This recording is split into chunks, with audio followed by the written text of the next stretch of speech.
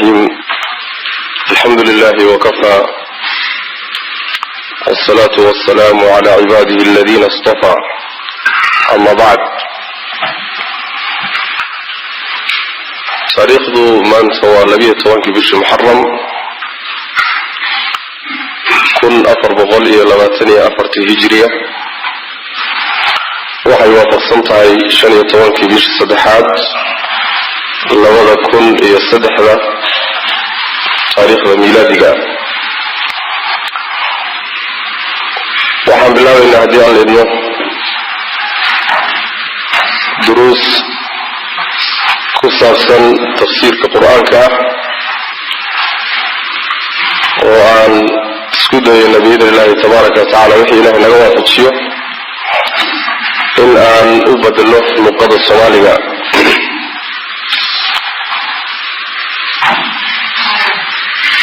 waxa uu ka dambeeyay darsi tafsiirha oo dheeraa oo hore u duubnay ayuu ka dambeeyay oo kiisi labaad uu yahay waxaan isku daynaa insha Allah taala intii aan gaabin karno inaan gaabino si looga faa'iideysto cajalada درسينا ugu horeeyay maanta waxa insha Allah taala ku koobi doonaa muqaddimo ama hordhac ku saabsan quraanka sida loo fasiro ee cidii doonaysa inay fasirto sidka la doonayo in la maro waa darsi muhiim ah waxa kale oo iyadana insha Allah taala raacin doonaa سورة الفاتحة وقرآن كبير لو تفسير كذا يعني إذا راعين دونا إن شاء الله تعالى انت سو درسي إنه وما أنت كان دونا ودرسي كوبادا واجب إله سبحانه وتعالى وصاري لماذا يدتك أقول صالح أيها وحا كمدا إن يدتك أعد يعني إله سبحانه وتعالى الدين تيس ويفسران خاصة بني آدم كإله سبحانه وتعالى اللقضاء كلا قدسان أسيي يعني اللقضاء كلا دول بني آدم كإله أسيي وحويان وآيات إلهي آيات كيسا كاملة سيدة قرآن كبالغو الشيغي سيمر كدتك حجد إلهي اللوغو أوغو كي إلهي هنون لضى معينا وحنون أوقات ومدول بإني اللقضاء وحكو قادو ودينتو أيكو قادو ولا مرمان xilka iyo mas'uuliyadana waxa looga baahan yahay inay gutaan dadka culimada cilmiga quraanka marka la fasirayo waxa ugu fiican in lagu fasiro quraanka lagu fasiro quraanku isaga fasira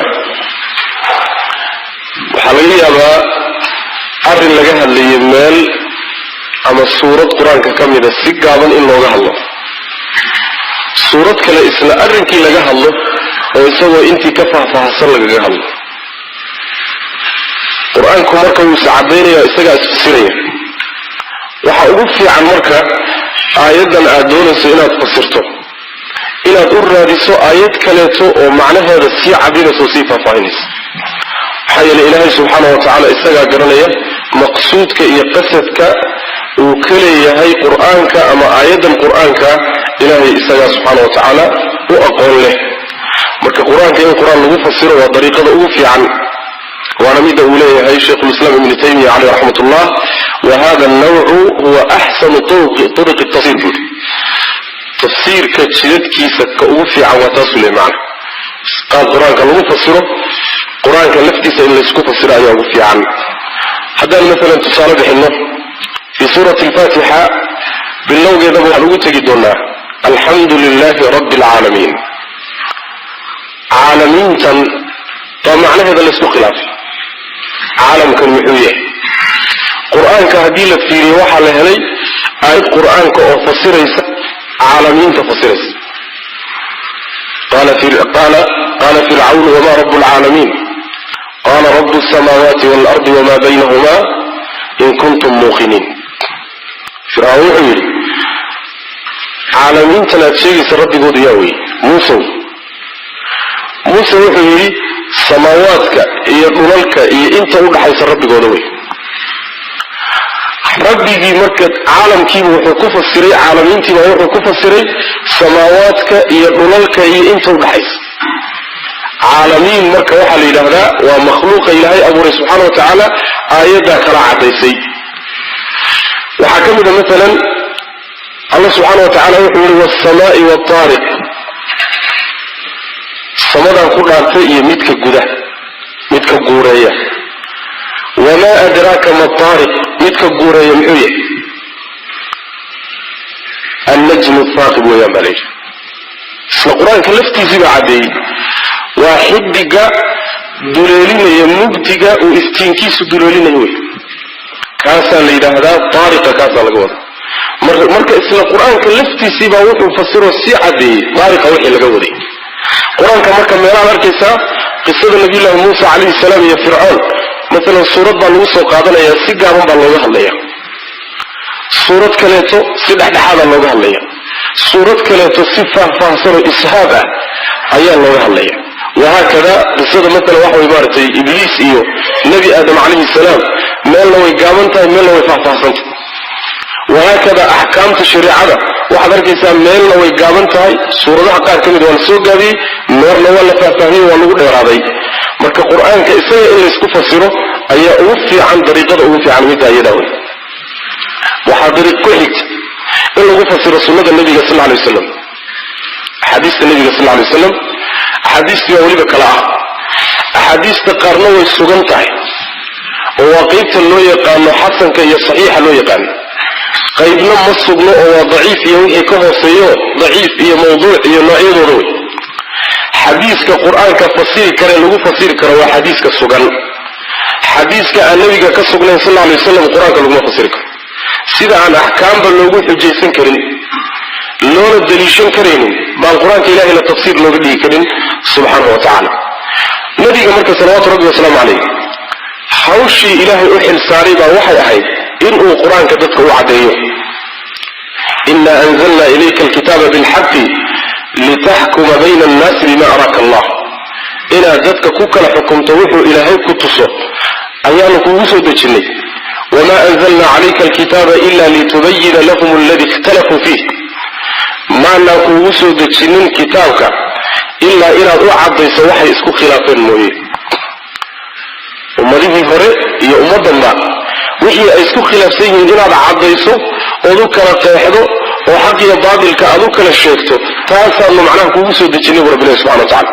وأنزلنا إليك الذكرى لتبين للناس ما نزل إليهم ولعلهم يتفكرون وحان كوسو دجنيه ذكرك أو وحيك سيئا وعضيسو ضدك وحي لغسو دجنيه كتابك إلهي سو دجنيه إنا عضيسو أو تفسرتو أو أمضو وعضيسو أيام كوسو دجنيه marka nabiga sallallahu alayhi wasallam alayhi aqwashi sana quraanka uu ku fasiray ficilkiiso dhanna tafsiir buu ah quraanka uu ku fasiray sallallahu alayhi wasallam alayhi taqriirkana waa ku fasiray oo waxyaabo isaga agtiisa inta lagu sameeyo saxaabadu ku sameeyeen oo san ka hadlin oo uu sugay iyaduna tafsiirka quraanka waa ku timaada marka ficilkii nabiga sallallahu alayhi wasallam quraanku cadeeyay salaada la tukanayo النبي صلى الله عليه وسلم قال كنت كان لو تكن يقابك لو يستقادن يقابك لو ظهر قادنيو وفهي صلوات ربي وسلام عليه وحي تفسير أتهي آياتها القرآن كإجمالي أما سيد كوبان أشيري صلاة إن لأوبه سكة سيدو كالت صوم كسيدو كالت حج كسيدو كالت جهاد كسيدو كالت أحكام النبي صلى الله عليه وسلم تعيل أهان وفهي وحي تفسير أتهي يعني وحي آيات القرآن كمينة معنا وموضوع قصة سنة أي نبي كفسره صلى الله عليه وسلم مرك رسولك صلى الله عليه وسلم القرآن كفسريد ديسة يا عدين كيسة أي النبي صلى الله عليه وسلم يطيلة عمره انتم على النبي صلى الله عليه وسلم أي كشقيني حديث هذا فرض الله ذلك سمك وأن لكوب كريم القرآن كفسره بل كتبت حديث كواحد كأركيسان كتب خاصة كتاب التفسير صحيح البخاري كأيه صحيح مسلم كأيه سورة كأيه يعني وحي المسانيد إيه معاجم إيه كل واحد كأركيسان كتب خاص أو تفسير كقرآن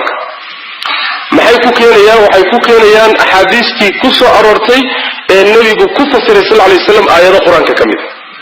ومهم مركب ninkii qur'aanka fasirayay inuu xadiiska yaqaano waa muhim hadduu weliba xadiidkii inuu kala yaqaano maxaa sugan maxaanse sugnayn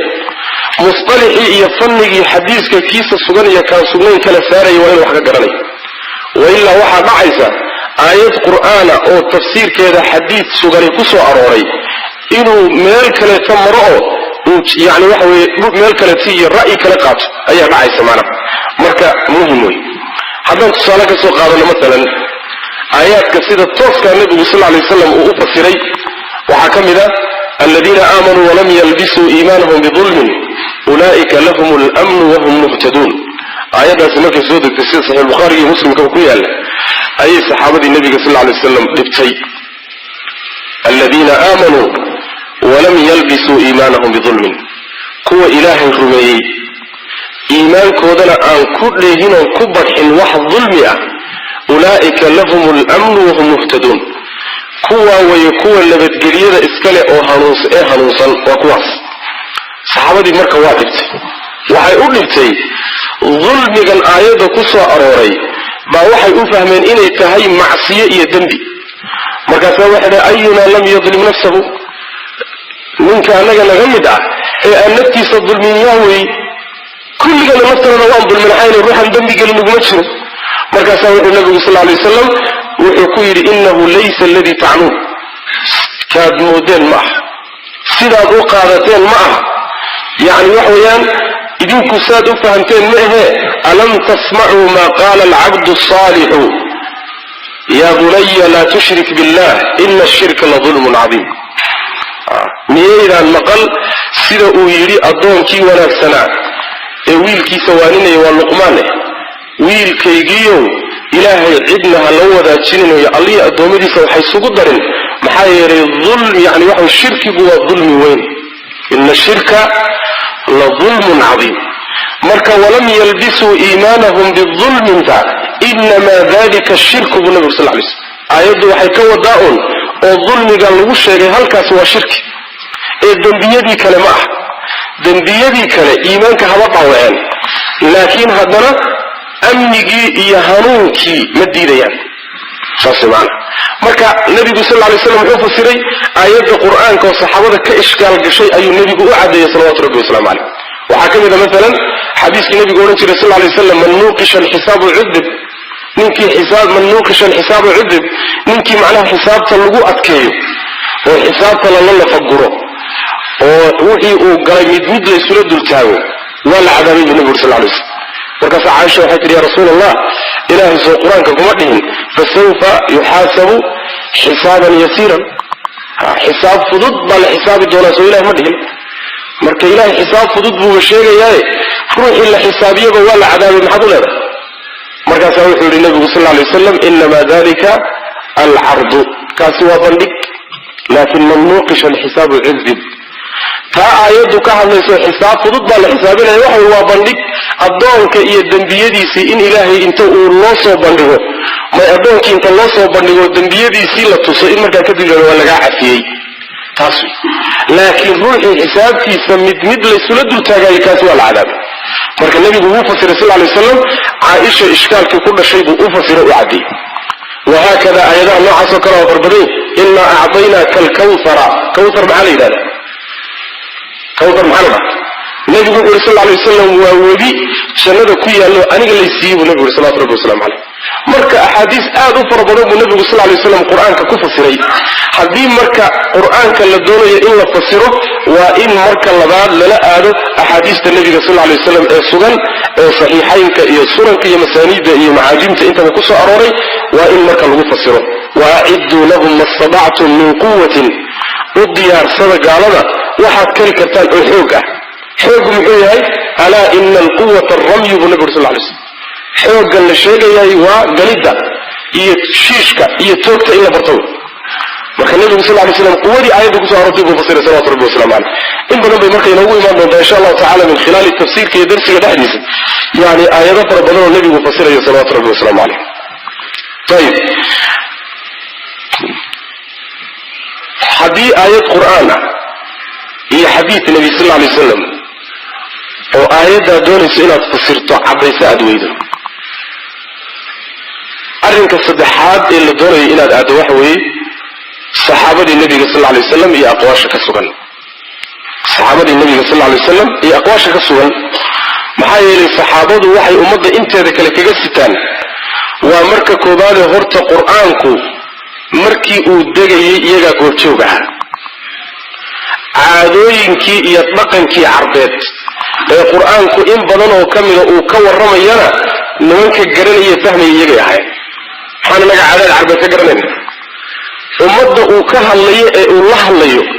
raggii ku dhex dhaqnaabaa aada u fahmi kara maxaa yeelay qaraa-in fara badan oo loo kaashan karo ayadda fahamkeeda ayay goobjoog ahayn waa midda koobaad waa midda labaade luqada carabiga ee qur-aanku uu ku soo degay sirteeda saxaabadu way uga aqoon badnaayeen ummadda inteeda kaleeto maxaa yeelay carabtii khullaska ahayd ee badax tirnayd ee waxba dheehine waxba ku darmanay iyagay ahayn wixii ka dambeeyey ummadda waxaa ku furantay cajam fara badan carabta luqadeedii wax badan baa galay ummado fara badan oo soo islaamay oo cajam abaa soo dhex galay luqadii in yar baa waxoogaa wax u soo dhex galeen laakiin saxaabada ridwaanullahi calayhim raggii carabta ee khullaska ahaa ee luqada carabiga sirteedii asraarteeda yaqaana iyagay ahayd qur-aankuna waa luqa carabiga kusoo degay khaasatan luqatu qurayshin quraysh luqadeedu qur-aanku kusoo degay sida nabigeena ka sugan salawatu rabbi wasalaamu calayh ta saddexaad waxa weeye qur-aanka in badan oo ka mid a markuu soo degay sabab uu kusoo degay baa jirta sabab uu ku yimid baa jirta arrin markaa taagnayd oo aayaddu ay ku timid baa jirta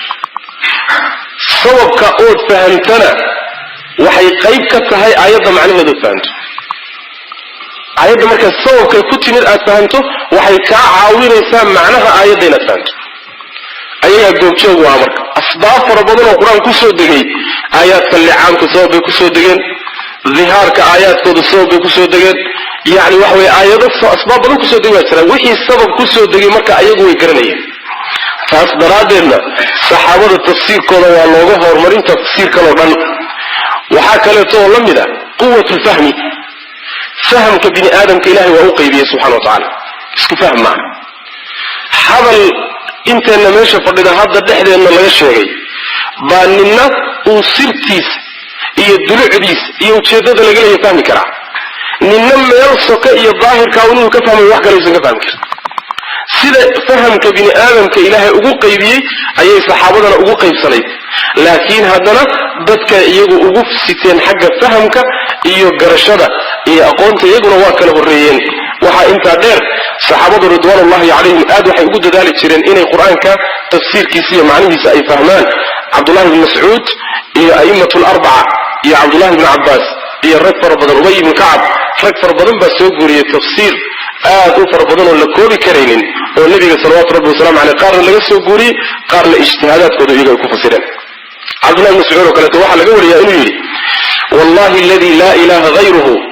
ma naزlat aayat min kitaab illah ila waana aclamu fi man naزlat waayna naزlat walow aclamu axada aclamu bikitaab illahi minii tanaaluhu lmataaya laataytuhu ilaahay baan ku dhaartay buu yidhi isaga cidaan ahay aan xaq lagu caabudine aayadii ma soo degin kitaabka ilahay ka mid a ilaa hadday soo degtay waxaan ogahay cidday ku soo degtay iyo meeshay kusoo degtayba waan garan bur haddaan ogahay cid uun iiga aqoon badan ilaahay kitaabkiisa gaadiidka iyo geeluna ay gaadhi karaan waan tegi lahaa buuhi waan aadi lahaa wuxuu tilmaamayaa cid uu tuhunsan yahay inuusan jir oo isleeyahay markaa waa kaaga cilmi badan yahay ilahay kitaabkiisa subxana wa tacala maxaa yeelay nebiga salawaatu rabbi walaas min asaabiqiina alawaliin buu ka mid yahayoo tafsiirkii nabiga sal alay wasalam iyo qur-aanka culumtiisa raggii aad u xambaaray buu ahaa cabdullahi bn mascuud radi allahu canhu saas way macana ayib saxaabada intooda kalena saas ah waxaa kaloo la dheeriyiin saxaabadu dadka intooda kale shaygii soo dega oo ay macnihiisa bartaan way ku dhaqmi jireen shaygana markaad ku dhaqanto oo aad fuliso oo camal uu kuu noqdo fahamkiisu waa ku baxaya markuu yahay uu nadari shay uun afka aad ka sheegto markuu yahay ama shay uun aad iska fahamsantahay iyo markaad dhaqan geliso waxaad ka fahmi og tahay markii shaygu dhaqan kuu noqdo saas macna hadda salaada haddii laynoo sharxo soo ma fahmin aad baynu u fahmi لكن من وقت ساسنين عن حج كتجن حج كأشرح ما أنتم لا تقدروا زميلي بليل ذاتك ساسي السوحي قال هل كعب اللو هل ككل ما يعني فهم جودين وكقاتم ويرسل صلاة وقالوا فهم ماذا لماذا؟ لأن الصلاة ودقن جلي وسميي سبع مفهم شيء مركز سميسو أو دقن جليسو أي فهم كيس صفة عنه عليه مركز وحي أهين آيات قرآن مركز معناه هذا قرتان ويكون رقم شرين انت ينبكتين وعليه أبو عبد الرحمن السلمي المتابعي وحال نور ربي ليه الرجي قرآن كان نبري أو صحابة النبي صلى الله عليه وسلم وحال نوشيغين إن النبي قرآن كأخر سنشرين صلوات ربي وسلام عليه طبعا آيات مركز برتان ما أي سنتلابي شرين إلى أي كو عمل فلان علمك طبعا كآيات كجرة فتعلمنا القرآن والعمل جميعا هل مربعوحا إسلام برني قرآن كمعنيه سيئي عمل كيسي والهمر إسلام برني أو إنك بقول قربان تصير كضميننا لكن عمل كي عود مرة دي عمل عمل هينين فهم في واحد المكان مكان صحابة واحد الأولى يمرك التفسير كودا يصير آيات ككوفة سيرين هالغر مريو وحويان إنت صوصوات بأسقط تجي يعني دغن كي عربية بيقانان سيرتي اللقاء فهميان أسبابتي قرآن كوكين بدن كوسو دقيقة قرنيان فهم بالسيء عمل كي يقول لك كتاب الله سبحانه وتعالى بأمضي انت ذكرك كذوه الرئيان سيداس برادد آيات تفسير كالصحابة وكوه الرئيان تفاسير تكلا أولا ساسو معنا خاصة رجي سيدة خاصة أيه وقود تخصصي قرآن كتفسير كيسا عبد الله بن مسعود وكالته إيه عبد الله بن عباس رضي الله عنه نعمة ترجمان القرآن بوليش عبد الله بن مسعود نعمة ترجمان القرآن ابن عباس عبد الله بن عباس ترجمان القرآن وحاوبي عبد الله بن مسعود رضي الله عنه ساسي معنا طيب مركا يعني عبد الله بن مسعود وكالته وحي مدرسة كلها هانشري مشري هذا كوفة فديش حرف ربضاني أرض بدن بكعيي والقرآن كلف دقي سنة بري تفسير كي سنة بري عبد الله بن عباس وحي فديشري مكو فديشري أرض ربضاني حرف بدن بيسوون كعيي والقرآن كمعني سي تفسير كي سنة يولف دقي سنة بري أبي بن كعب ونكو القرآن كقات النبي صلى الله عليه وسلم يسوون وحي فديشري مقالة المدينة هل كاسا يسوون اللي أفلحي وهكذا يعني الرجل meelaka laga gedisan bay madaaris ku lahaayeen oo ay quraanka ay bari jireen ardadii ka aflaxday weeyaan ragga quraanka soo guuri iyo tafsiirkiisa in badan oo kamid soo guuri macna tayib hadii marka aan la helin saxaabada nin kamid oo fasiray ayay quraan oo fasiray salama hay xadiithna lama hay qawlu saxaabiga lama hay maxay la aadi markaas waxa la aadaya taabiciinta aqwaashooda la aadaya تفسير كي تابعين أو أرضي صحابة تابعين أو أرضي صحابة إن بدن أو أئمة السلف ككملة سيدا سيسمين شرير صحابة هدي ويان أقوال كويان تابعين تأبي شرير سيدا مجاهد بن جبر أو كلته واللي إذا هذا علمي التفسير كوانين كأقوية قال تابعين أني إن رعبها مجاهد بن جبر لكن أرضي كأفلح عبد الله بن عباس هو صديق شرير وحلقوا رياء عرضت المصحف على ابن عباس 3 عرضات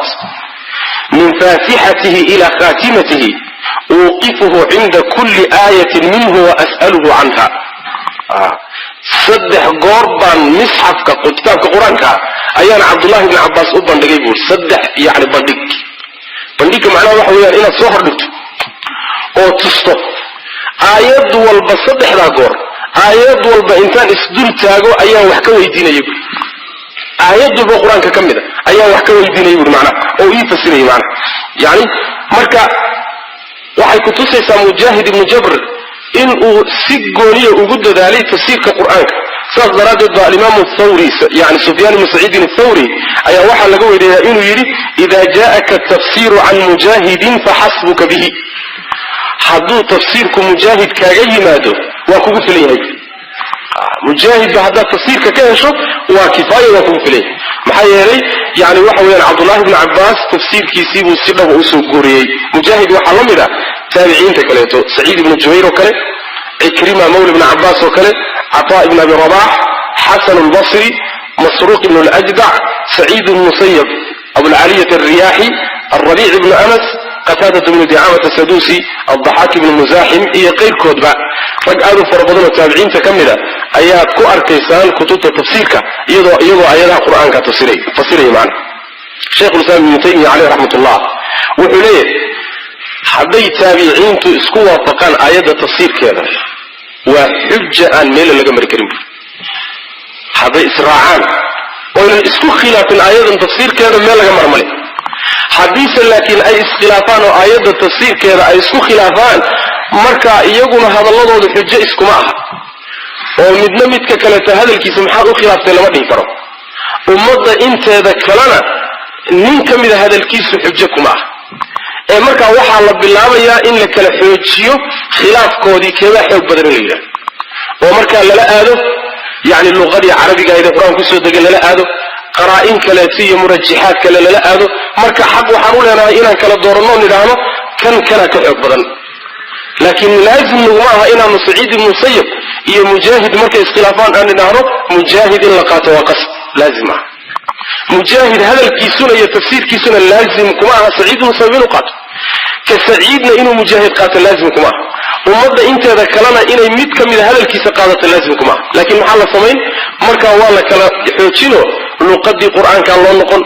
luqadii sunnadaa loo noqon luqada guuda carabigaabaa loo noqon qaraa'in kaleetaa loo laaban markaasaa la kala xoojinayaayo si ninkii kari karay awooddaas leh ayaa markaa macnaha kala xoojinaya oo kala dooranaya macnaha saas way macnaha haddaan intaa midna laga helin intaa midnaba haddaadan helin seed u fasiraysaa qur-aanka marka waxaad u noqonaysaa luqada carabiga baad u noqonaysaa maxaa yeelay ilaahay subxaana wa tacaala qur-aanka wuxuu ku soo dejiye u doortay luqatulcarab luqadii carabiga ahayd qaamuusyadeedii khaasatan waxaad u noqonaysaa kutubta laga qoray gariib lqur'aan culimada islaamku say ugu khidmeeyeen ugu adeegeen diinta islaamka wax alla wixii kelimo adag ku soo aroortay qur'aanka kutub gooniya laga alifay gariib lqur'aan baa la yidhahdaa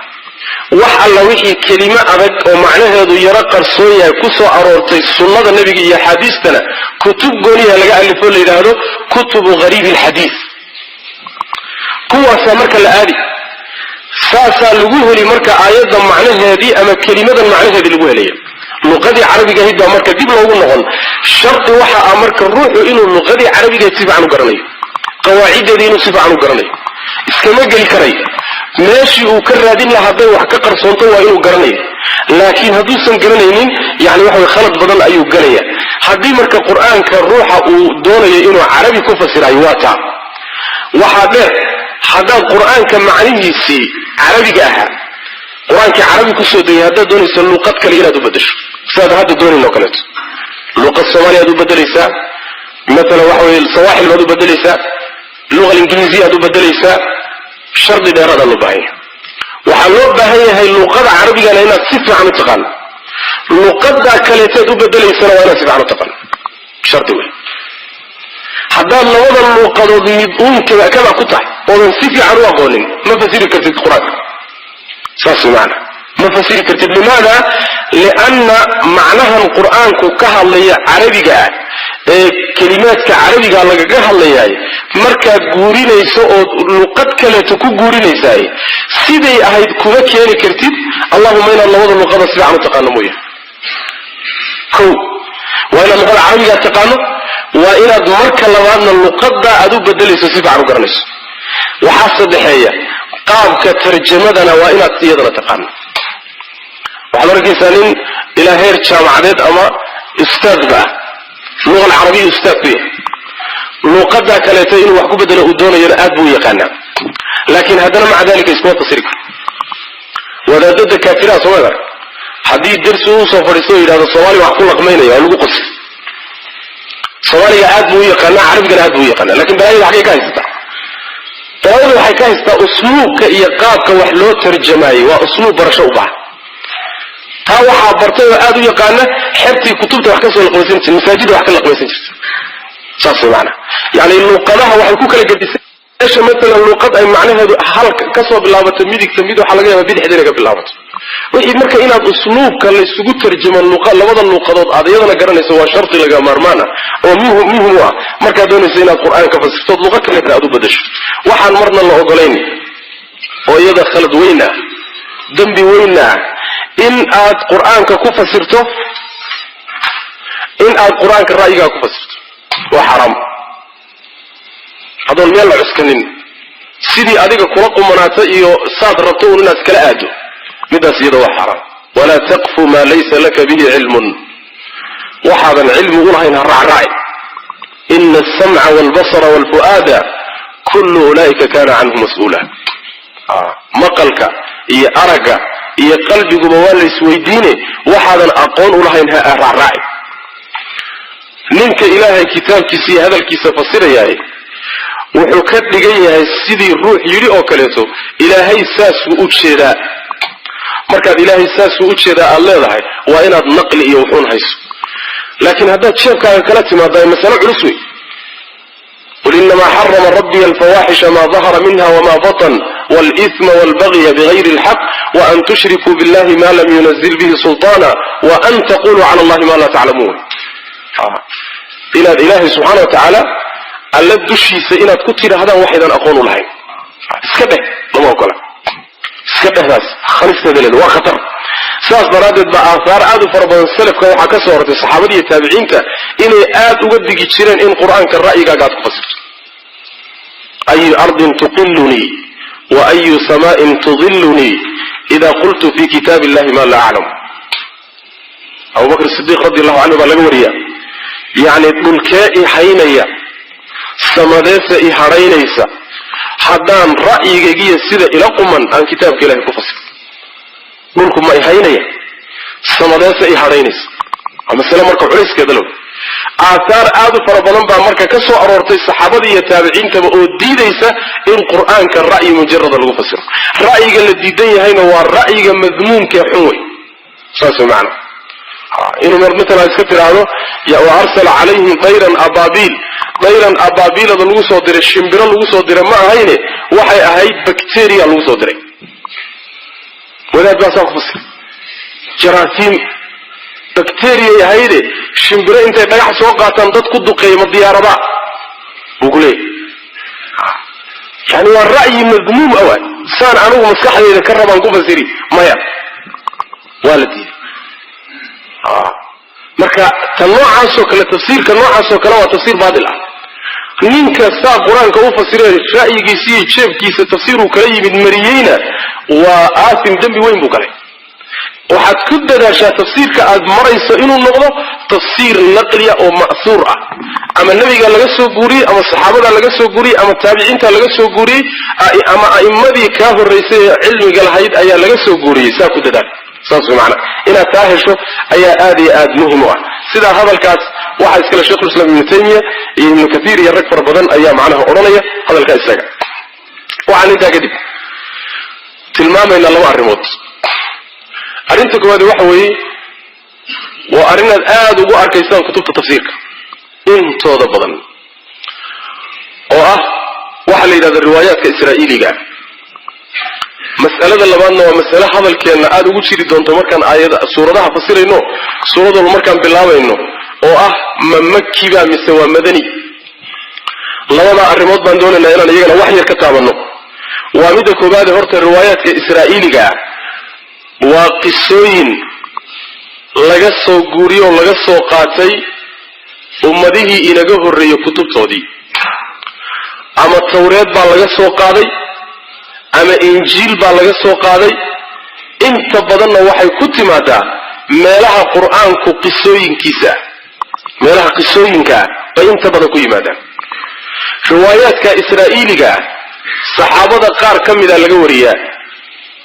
taabiciintana qaar kamidana waa laga wariyaa laakiin asalkoodu ama waa tawreed ama waa injiil kutubii hore laga keenay kutubta tafsiirkana kitaab ka nabad galay waa yar yahayba intooda badan waa ku sheegaya intooda badan waa ku sheegaya marka seeba loola dhaqmayaayo qisooyinka noocaas oo kala ama la qaadan karaa mise waa la diidi mise saddex dhaxala jiro la maray saddex qaybood bay u qaybsamaan wixii noocaas oo waxyaabaha noocaas oo kale riwaayaadka noocaas oo kale saddex qaybood baa loo qaybiya qaybta koowaad waxa weeye waa qayb qur'aanka iyo sunnada nebigu sallallahu alayhi wasallam ay ka markhaati kaceen inay sugantoo sax tahay qayb waa qaybta waa riwaaya israa'iiliya oo kutubtii reer bani israa'iil laga soo qaaday laakiin qur'aanka waxaa laga helay ama sunnada nebiga sallallahu alayhi wasallam wax u markhaati kacaya tan noocaas oo kale waa la rumayn maxaa yeelay qur'aankii iyo sunnadii baa u markhaati kacay qaybta labaadi waxa weeye waa qayb qur'aanka iyo sunnada aan ka helay inayna waxba ka jirinoo been tahay qur'aankii baa yidhi ma jirto sunnadii baa tidhi ma jirto qisadan israa'iiliga ana way ku soo aroortay maxaynu odhanaynaa marka ma jirtaan annaguna dhahayna waa been baan odhanayna tii horena maxaan nidhi waa sax baan dhahayna qaybta saddexaadi waxa weeye waa qayb qur'aanka iyo sunnadu ay kala aamuseenba sax weeyaana lama dhihin khalad weeyaana lama dhihin mana khilaafsanoo hadda khilaaf cad ay khilaafsan tahay qur'aanka iyo sunnada kama muuqato mana la dhihin waa sugan tahay maxaynu samaynaynaa qaybtaa wey qaybtaasaa ugu daran qaybta noocaas oo kalea yacni waxa weeyaan yustashhad walaa yustadalluun waa la iskaga sheekaysan karaayo waa la sheegi karaa laakiin lama daliishan karoo daliil nas ah oo qur-aanka lagu fasiro ma noqon karaan saas macna waxay ku dhisan tahay xadiidkii cabdullahi bni camr bni caas ee bukhaari iyo keyrkii ay soo saareen nebigu yuri sal alay wasalam balliquu cannii walow aaya ummadda iga gaadhsiiya diinta walow hal aayadba ha noqotee waxadithuu can banii israa'iila walaa xaraj reer bani israa'iilna ka sheekaysta wax cidhiidhi iyo dhibi kuma jire reer bani saasay noqdeen saasaa ku dhacday ka sheekeeya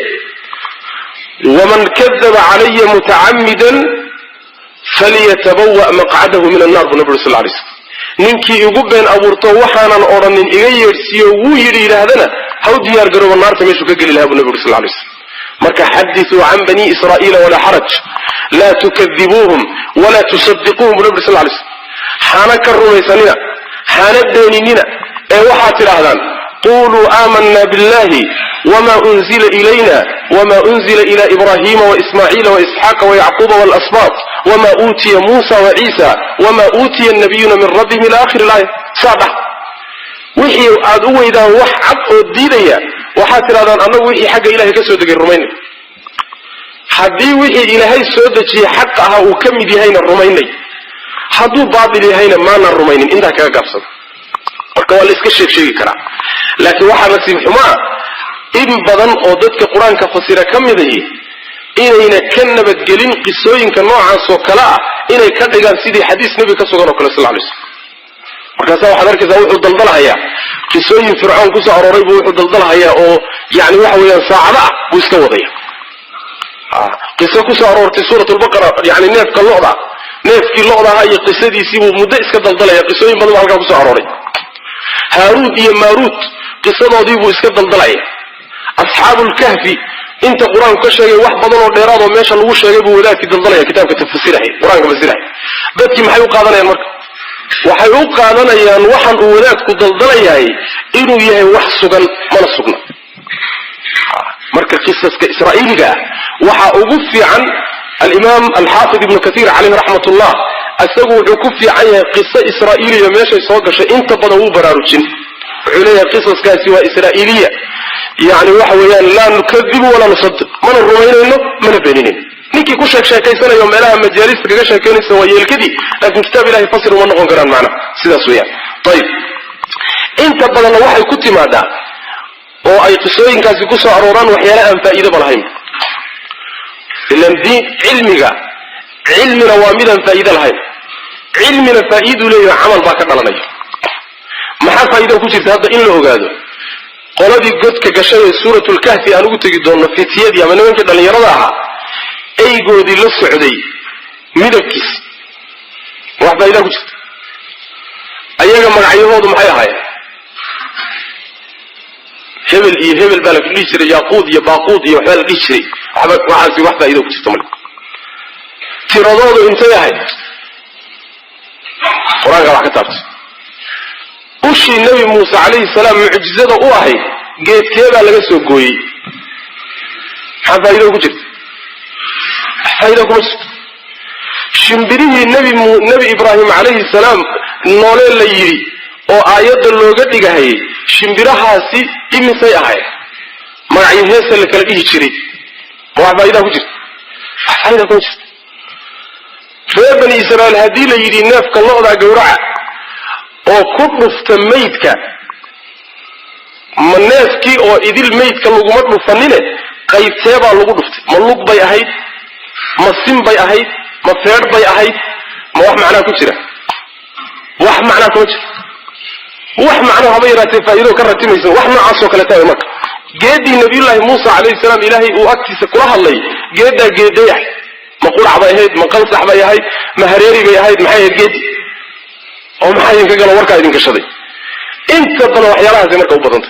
tahay waxyaalaha noocaasoo kale u badan tahay ogaanshaheeduna faa'iida male nabiyullaahi aadam calayhi salaam markii jannada la geliyey ibliisna laga soo caydhiyey ibliiseebuu ula xidhiidhayoo uu ku waswaasiyey abeesuu raacay oo abeesaa meesha martay oo dhuumatay oo halkaa ka gashay oo maxaa abeesiya warkeeda ku geliyey intuu qur-aan ku sheegaysa kuma fil waa waxyaala noocaasoo kale marka aan faa'iida lahayn wey macana intaa qur-aanku ka sheegay waa khulaasadii faa'iidada lahayd ilaan war fara badan waxba kuu tari maayo intii xikmadaysan oo faa'iidada unbaa wax tar ah sooma khulaasada qur-aanku bixiyeyba intaa unbaa looga baahanya waxa kale ee kutubta reer bani israa'iil soo guuriyeen laa nusadiq walaa nukadib halkaasan kaga aamusayna haddaanaan helin nas markaa beeniya saas way macana intaana aan kaga baxno riwaayaadka israa'iiliga ood in badan ku arkaysaan kutubta tafsiirka xataa ibnu kathiir iyo ibnu jariir itabari iyo kutubta xataa atafsiir bilma'suur la yidhahdo iyada lafteeda macnaha in badan kusoo arooraysa kuwa kale iskaba dhaaf macnaha waxaan intaa uga gudbaynaa qur-aanka waxaa loo qaybiyaa laba qaybood maki iyo madani waxayna ku saabsan tahay qur-aanku goortu soo degay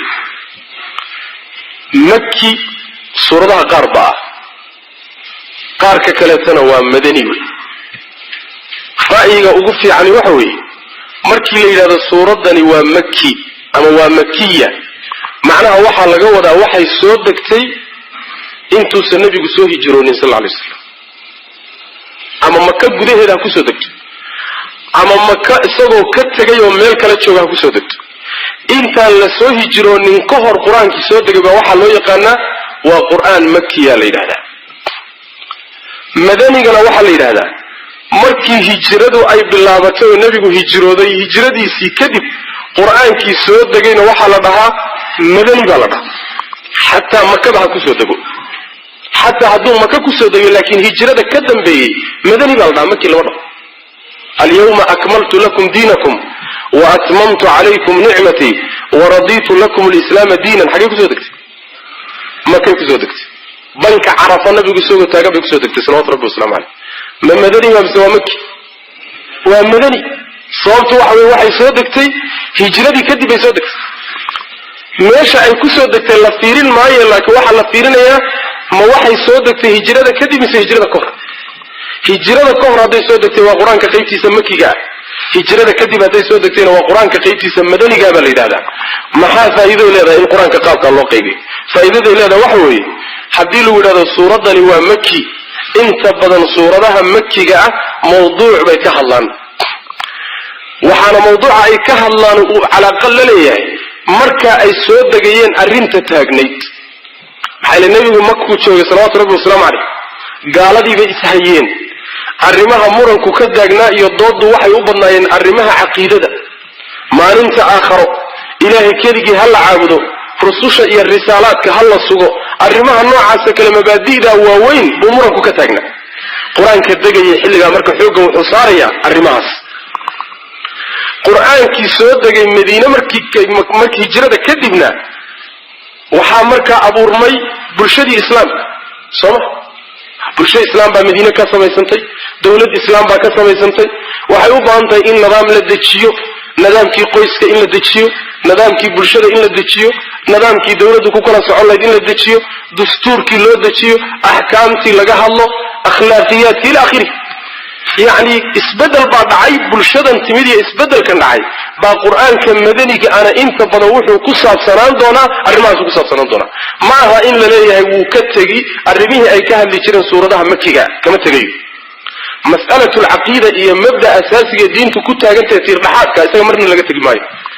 مدينة ولا ودي مكان ولا ودي لكن مرة دين مدينة اللي من سورتها السوداء بعد الهجرة أنت بدل حوجة وحيساريان الرمك اللي حوجة ساريا وحي بدين مثل عقيدة وكان لي فعلا وحي كان لي مثل أحكام تشرين تري وحي كان لي المنافقين في النفاق حي المجال ما كان تلي تشوجة من منافقين بشري منافقين مشرين منافقين في مدينة مركلين بيسمى اسمه والدولة دي حوج صوبحي ساس براد الهداد أردت الصورة منافقين تكالس ومدنية وحلمنا أهل الكتاب كيهود النصارى وحلوغي من مدينة لوغي صح أيضا أهل الكتاب كي الضاد ضدي هذا الكودي أيضا سورة الله كهلا ياي ومدينة حي مركز جبه كي مدن مكان مشرين مكان النبي وحي سهين صلى الله عليه وسلم نمكن ريقوا الشهد مشركين تعرفت بالنبي سهين صلى الله عليه وسلم عليه مركز قصة كأيلانا وحوي هذا فائدة كتشرت مكية مدني إنها تكالجرته مر الله مركي لو بلاد صورة دني ومكية موضوعات كأي أبضان دونته كوريجي دونته تربحات كهالي دونته ما سامي صاصي معنا هذه قلت هنسان بعد مركب الجودة جدي بالله بمعنى كل إيران بين مركب ما دام مقدمون هراء إنه إذا كل شيء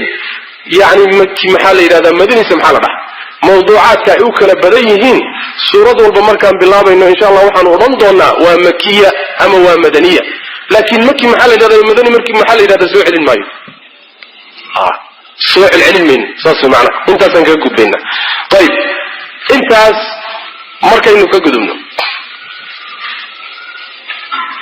ما دام أنشأنا إن شاء الله تعالى إلى صور إنه والتفسير كون سنونا ديرانين وحن سميدنا بإذن الله تبارك وتعالى آيات هذه تفسير كذا وثون خلافة كتيره هو يسوق خلافين سلف يسوق خلافين رأي مركا ونلحق بالناظر بنقاضنا مهم معها الرأي يدي كلينا تلمانه وحيالي هذه تلمانه وقابك لون ميزامي وأعراضا لو كلا حوشيي هي الدليل والمقرر بواحد لو الدليل الشري هذه لي هذا هلا الشيء هذا وحي لغا قرأ يا مركا درس سيقول لغا ديران لكن رأيك مختار كان مركا إسلانا إساقا أقول حوق بدن وبينو كقادن إلان تلمانا لوا صورة قل أو نرانو رأيك لا تشيرو لغا حوق بدن إلان تلمامين ونتفسير كون انتان اسكمرنا كسو عننا لوا صورة قل تاسبي معنا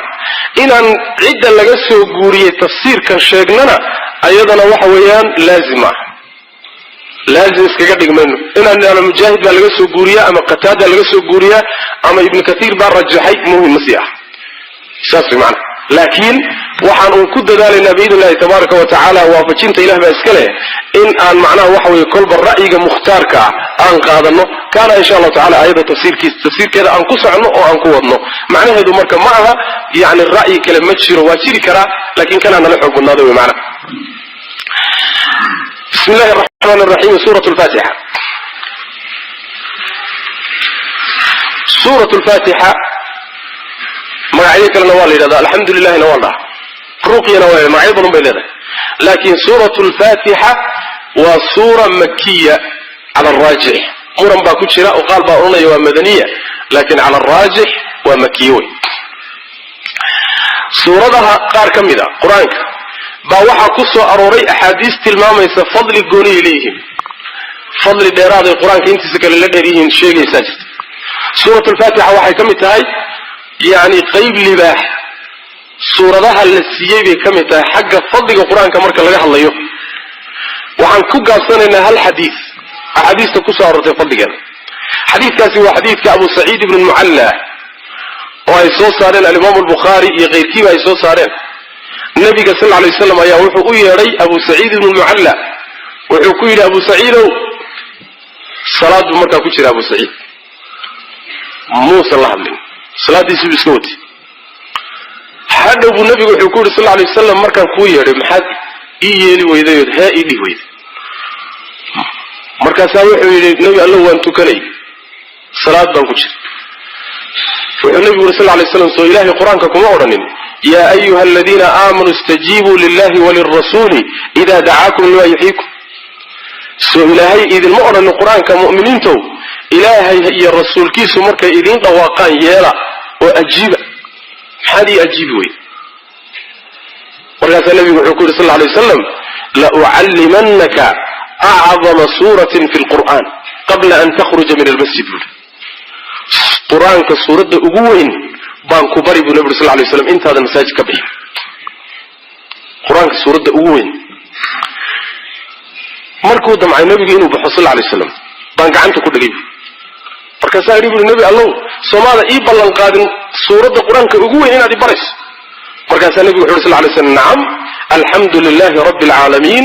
hiya as-sab'ul mathani wal qur'anul 'azim alladhi utitu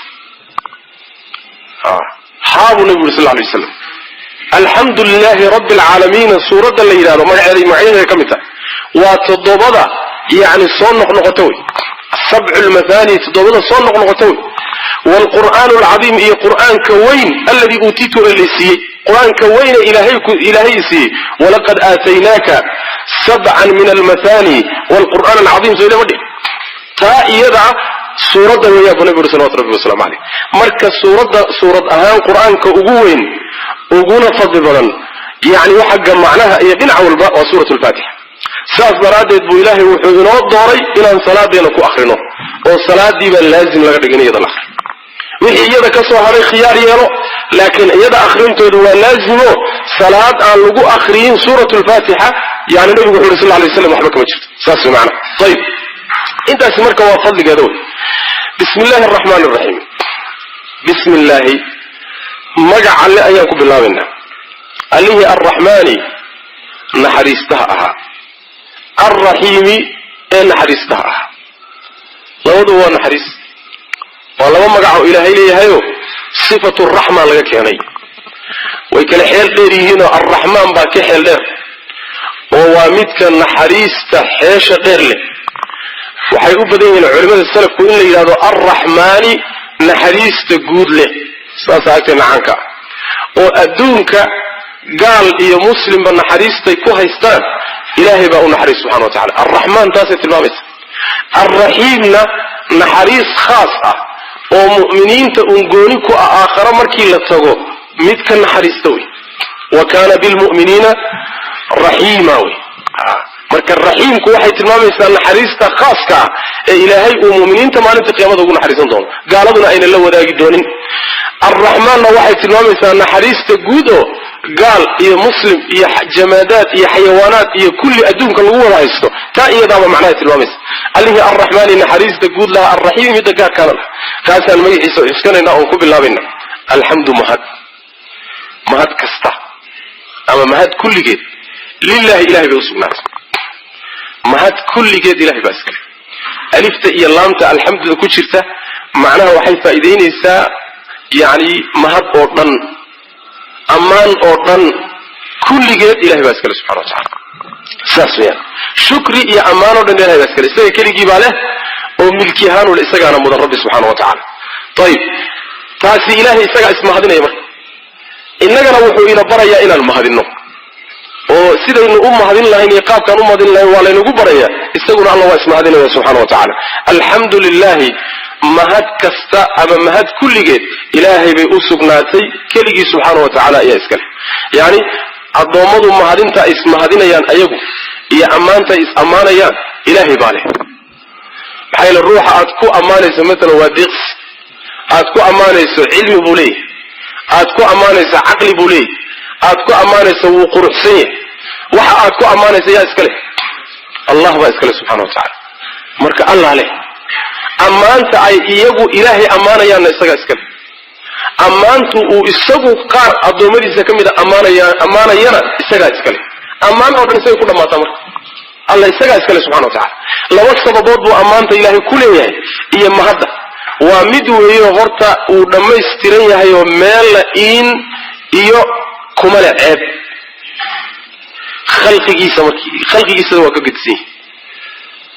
haddii uu ama wax ha ku taro ama yuusan ku tarin shaygu hadduu kamaal leeyahay mutlaq oo dhammaystiran yahay waa la iska amaanaa soo likamaali daatihi baa lagu amaanaa waxaa kaloo ammaan uu ku leeyahay taa waxaa ka gedisan addoommadiiso addoommada midka ugu dhammaystirnaan badan meel unbuu ceeb ku leeyahay soo saasma كأقول لما يسترنام بدن مال أمبو إن إيه كليه هاي دمنا شكليه كامرك إلهي أمان بكليه خلبادي أمانته وكليه يكون ذي وحويان وحك الصوي الضمضو هايستانو ليسكو أمانو أما ليس جمها بعريه إسقى بحيي وما بكم من نعمة فمن الله مركا أمان مالي كنت ما دو إلهي إسقى سبحانه وتعالى الحمد أمان كل جديد ما هذين كل جديد الله إلهي بأسقناتي الله رب العالمين أونك رب جودح أونك متك إسكال إمام الله رب بمعنى المالك المتصرف وي ومتك إسكال هذا مامولوي عالمين تنوى كانوا رؤوسه شيخنا آيات كانوا إلهي كفسر سبحانه وتعالى قال فرعون وما رب العالمين قال رب السماوات والأرض وما بينهما إن كنتم موقنين مركا آيات فسرته مخلوقات كإلهي أو ربع عالمين لإله كل قد إساقا مركا إلهي إسكاله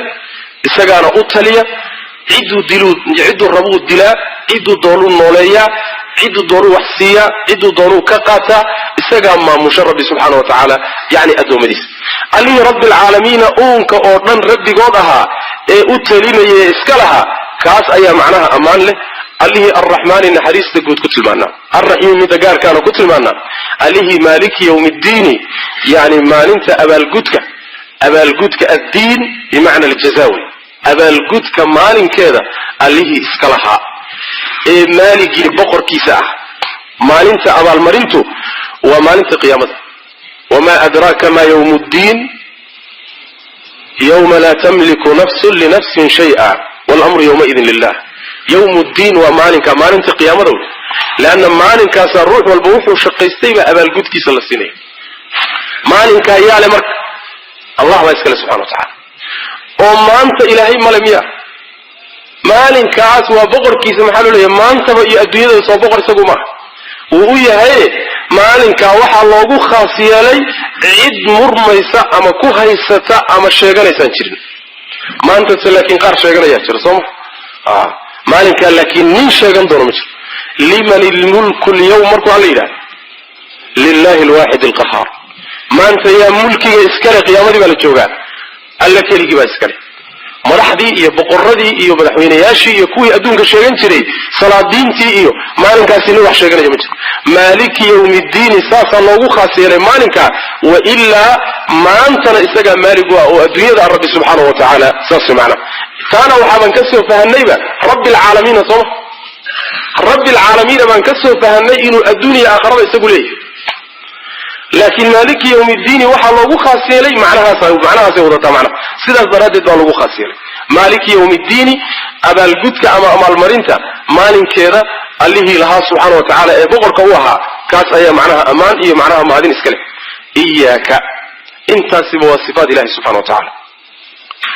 انت سبا إله صفات يسوي الرب وصفة إله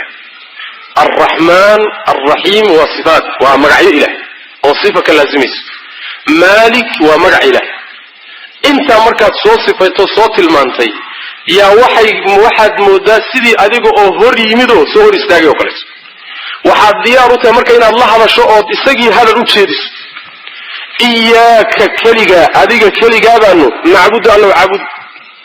وإياك كليقا بانو نستعين كالمويدس كليقا بانو عبدي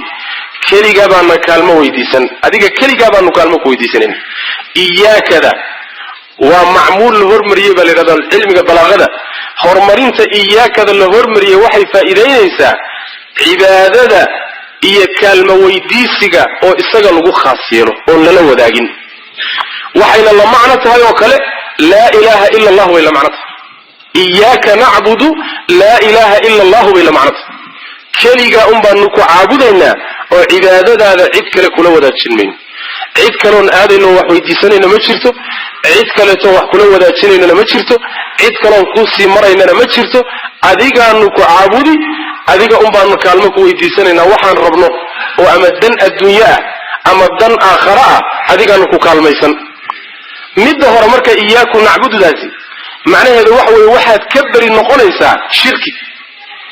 iyaaka nastaciinuna waxaad ka bari noqonaysaa xoog iyo xeelad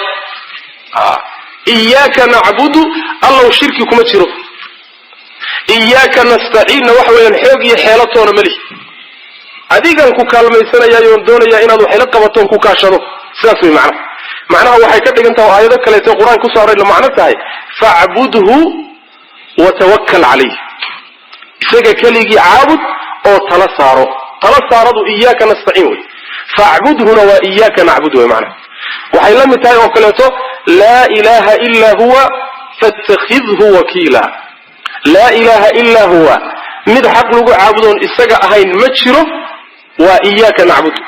fattakhidhu wakila wakil ka dhigo oo arimahaaga u dhiibana wa iyyaka nastaciin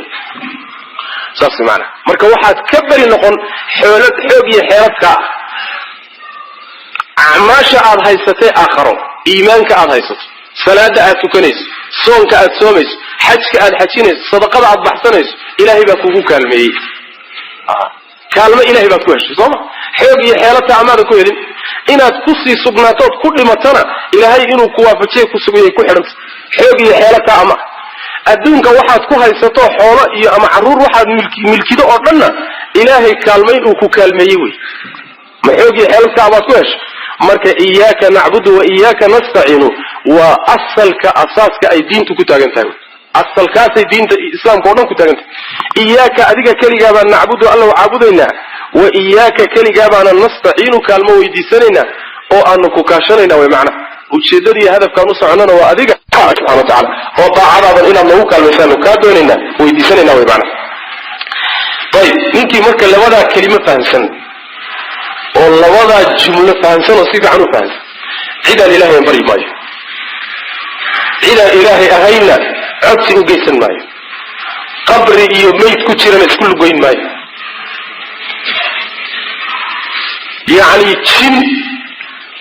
iyo kuwa qarsoon oo wax tarana isku lugoyn maayo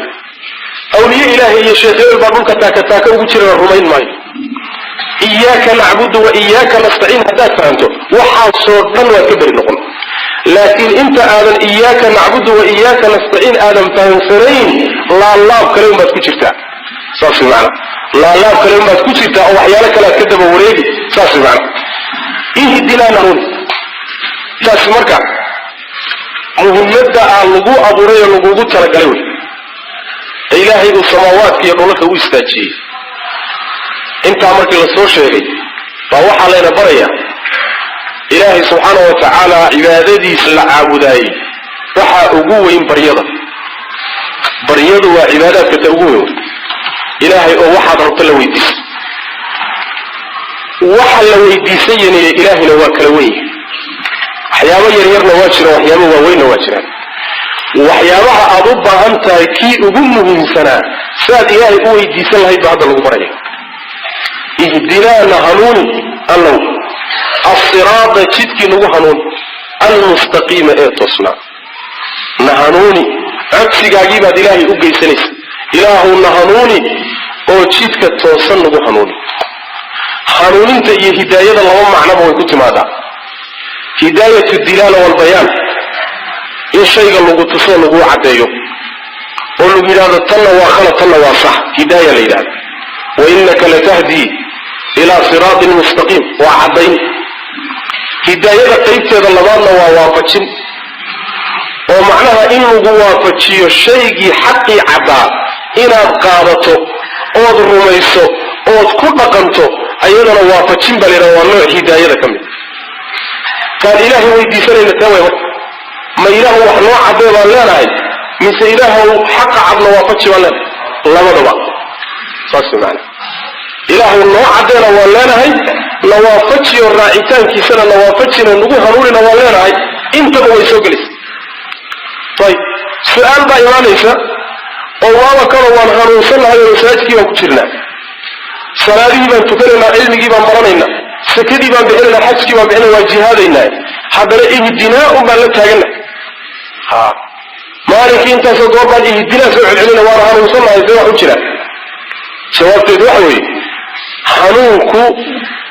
ودرجوي وكل سرية والذين اهتدوا زادهم هدى حنونكو سياد لي نقصان لي إيمان كل مدي حدي الحنون صنطهي درجتي أقصر رئيسي ماذا قارنه إله يعني إيسيادي بات إلهي ويدسنس طلبات ليش كنت توعوي حداد هنون صنتهي هنون كائنات كسب نانيسو إلى أنت تكتب نيس موتا يعقوب الله قال كسب نانيس marka ilaahay oo hadaan hanuunsanahayna hanuunkii igu sub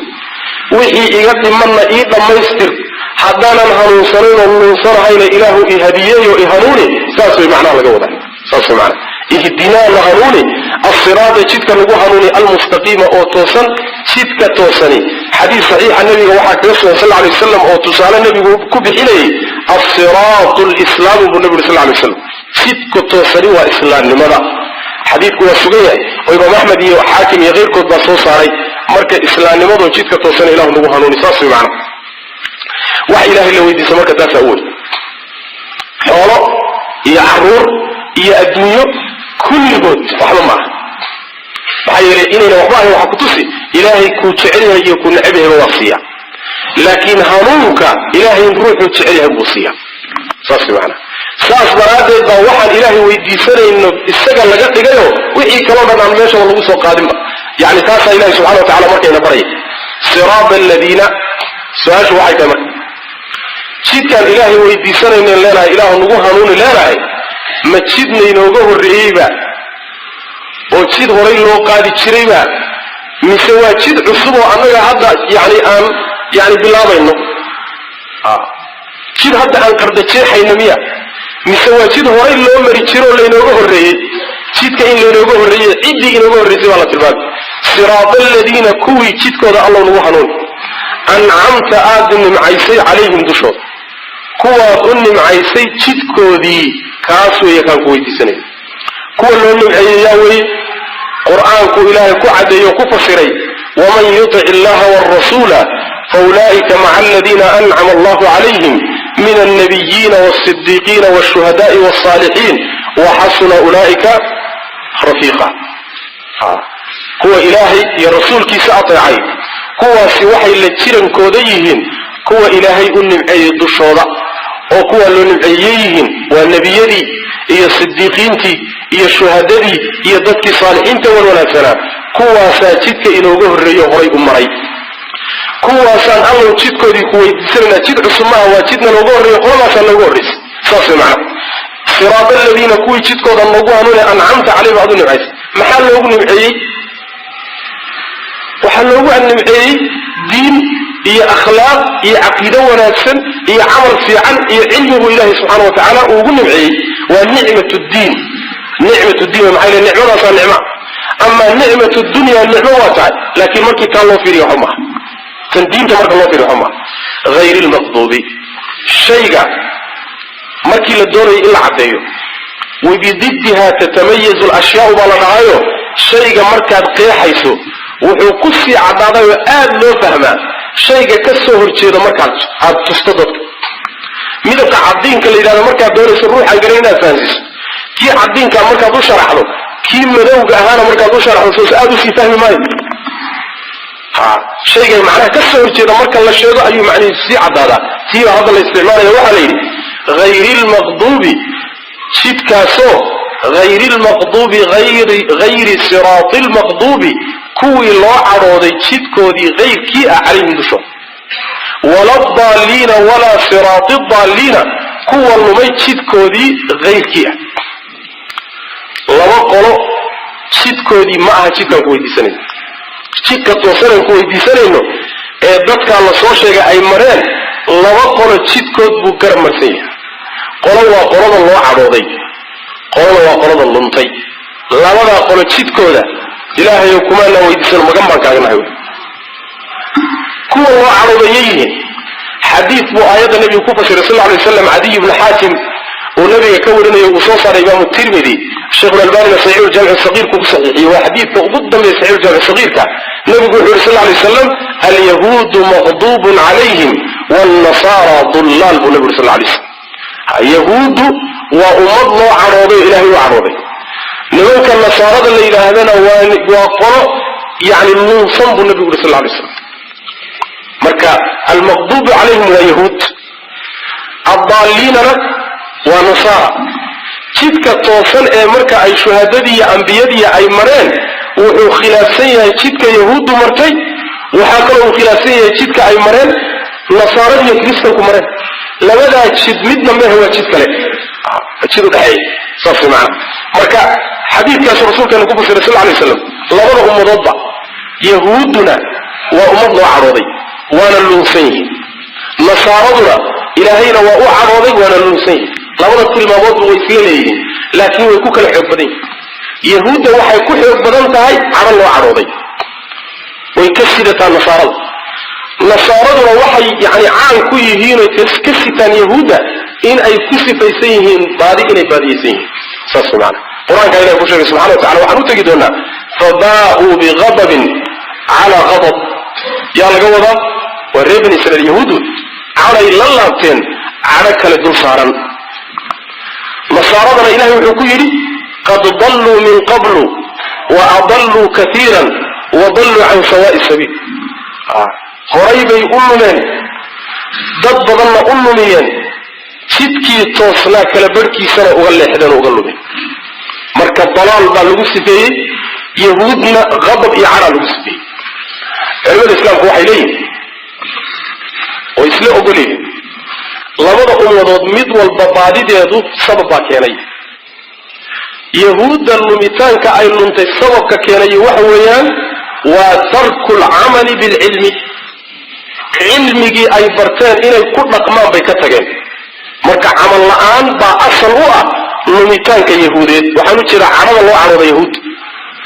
نصارى اللوميتان كذا أي لنتين وحا أصل هو وترك العلم علمي يبرشدي بيكتغين لولا أمور مركا مد والبا أصل كاسي كتغ من علمي بيكتغ والنصارى وصاصي كل من وحبا أيوان قرن من بيسكد يعني إلهنا عابدا جهلي بيدون يعني إلهنا كو عابدا يهودنا أيوان وحقرنيا وأقوان تيلي وشيقي قرنيا صحدي خلقتي كلا قرنيا با وحي كتغن علمي إن الراعان ويكون أقمان كوانا عرى إلهي وقعب القدي كوانا إلى النمان وأي تشكي صحباك النمان ساس مرادة دوحة لهذا وعلوذ السلف وإبيجي رضوان الله عليهم سفيان بن عيينة يعني من فسد من عبادنا ففيه شبه من النصارى ومن فسد من علمائنا ففيه شبه من اليهود علماء أمة الإسلام كأكمل اللنسان هدغرت علماء السوء دين تكوش قيس استوى أقول لك هدنا اللنسية يوجه اللودي أمة التوجه يهود وجه حي العلم جي ويقنان لكن عمل كيف كتب صح عبادة يدك عبادة يستوى عبادة كد دالة وأمضا كمل وحي فسالة وشدك كله منع ومدابه ويجي هاي نصار ويجي هذا ورد من اسكا عبادة يسنى هايو اسكا وردين هايو اسكا سيتشينه أقوص الله هايو اسكا عبادة يسنى كاسوحه هيا بقن كي نصارو هيا حي الجهل إلهي لو عابده نصار أصوات كي وحقرنا علمي عن فلكي كتغينا أصدنا بقن كي يهودات بوحيا ومدى المركة إسو كانوا تشيد كيدو محيان تشيد كيدو توصل وحويان وطريق العلم النافع والعمل الصالح صفت معنا تشيد كان عن إلهي ويدي سنة وإنه إلهي إسوه كان نظره علم النافع إيكو بقن كيسيكو عمل فلكيس يهودي ميت كي كتكتي أو عمل كيا وانقارني صمع نصارى كي كتكتي أو علمي كي أنا وانقارني لو دي خير بينه كلان سنة مرك لو دي خير بينه كلان سنة شيد كان الله يدي سنة سبحانه وتعالى كاوي مرك غير المغضوب شيد كان لغا سفينه شيد كان سوى غير المغضوب غير الصراط المغضوب كوى الله عروضي شيد كودا آن أهين عليهم دشوب كوى الله عروضي شيد كودا ما كان كوي دي سنة ولا الضالين ولا صراط الضالين كوى اللمي شيد كودا معها ايوا شيدكا هورئ اي نبيada iyo sidiiqiinta iyo shuhadadu mareen jidkaasan alla ku weydiisanayna way macna marka jidkaasi qeexitaankiisa iyo faahfaahintiisa iyo cadayntiisa xagee ku soo aroortay ilaahay subhanahu wa ta'ala kitaabka quraanka iyo sunnada nabiga ku cadeeyay sallallahu alayhi wa sallam maxaa aqeeda maxaa akhlaaqa maxaa cibaada maxaa nidaam ya bulshada noqdo kii dawladda ha noqdo kii qoyska ha noqdo jidka faahfaahintiisa waa ka ilaahay u soo dejiyay kitaabka quraanka iyo sunnada nabiga sallallahu alayhi wa sallam hadii la doonayo in laga rug sheego la marana waa in labada la barto kadibna la raaco lagu dhaqmo sidaa unbaa jidka saxda lagu heli karaa. laakiin haddii labadaa tiir mid maqan yahay, cilmigii haddii maqan yahay sax ma nihin, haddii camalkii maqan yahayna sax ma nihin. labadaa markaan kulansanno unbuu dariiqeenu sax noqonaya. suurat lfaatixa ilaahay subxaana wa tacaala wuxuu ku kulmiyey tawxiidka saddexdiisa qayboodba waa lagu kulmiyey. saddexdii qayboodba waa lagu kulmiyey. qaybta koowaadi waxa wey waa qaybta la yidhahdo tawxiid aluluhiya, oo addoonku wuxuu samaynayo inuu ilaahay u gooni yeela. baryadaada, cabsidaada, waxweydiisigaaga, kaalmo dalabkaaga, inaad ilaahay sujuudaada, salaadaada inaad ilaahay u gooni yeesho. tawxiid aluluhiya la yidhahda. xaggee lagu sheegay midkaa isaga? iyaaka nacbudu wa iyaaka nastaciin baa qeexaysa. waxaa kaloo lagu sheegay qaybtiisa labaadoo tawxiid alasmaa wasifaat, ilaahay magacyihiisa iyo tilmaamihiisa. ayadana xaggee lagu sheegay? imise magac iyo imise sifay suuraddu sheegtay. yani alraxmaan alraxiim soo laba sifa ma? allah waa magaca isaguna sifat luluhiya xambaarsan yahay. yani waxa weye malik sooma, rabbi, intaasoo dhan waa magacyo, magac walbana sifuu wataa. taana waa asmaa wa sifaat. maxaa inoo laaban? rububiya, oo inuu adduunka iyo kownka iyo addoommadiisu isagu abuurtay, isagu leeyahay, isagu u taliyo, loona gooni yeelo, cid kale inay la wadaagtana aan la ictiqaadinin. taana xaggee lagu sheegay? rabbi alcaalamiin baa lagu sheegay. saddexdiiba halkaasaa lagu qeexay. qur-aankaa lagu bilaabay, waana lagu khatimi doonaa suuratu birabbi nnaas markaynu gaano suuratu nnaas, ayadana saddexda waa lagu soo celin doonaa. qul acuudu birabbi nnaas maliki nnaas ilaahi nnaas. saddexdii qaybada tawxiidka waa lagu sheegay. taasi waxay tilmaamaysaa qur-aanku tiirdhaxaadka uu ku wareegayo waa saddexdaa qaybada tawxiidkooda. ilaa shay walba tiirdhaxaad weyn buu leeyahy sooma. saddexdaa qaybada tawxiidku ka kooban yahay baa tiirdhaxaadka qur-aanku uu ku wareegaya. uuna ku bilowday intuu socdo o dhanna waxaad arrintaasu ka hadli, uuna ku gabagaboobi doona, waa lagu dhammayn doonaa. hada wabillahi tawfiiq, wasala allahuma wasalama cala nabiyina muxamedin wacala alihi wasaxbi wasalam.